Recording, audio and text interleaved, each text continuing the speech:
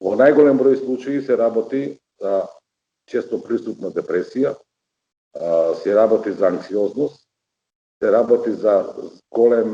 зголемена агресија и некопат доваѓа и до комбинација на анксиозност со агресивно однесување. Како што и самите рековте, тренд е во Европска Унија да се обрати многу поголемо внимание од досегашното за менталното здравје на младите, бидејќи често оној премин од ученик од адолесцент кој возрастен човек,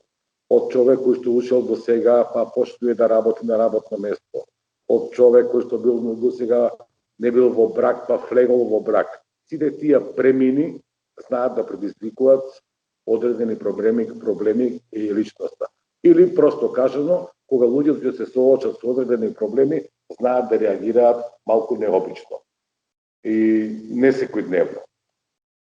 Проблематиката со пандемијата и како се одрази кај луѓето, паралелно на тоа и кај учениците и кај младите, поради поголемо присуство дома, затворена просторија, се соочуваат во некои семејства со намален буџет, намалени плати, некои напуштен од работа, и сето тоа допринесува да нивото на толеранција во семејството е намалено.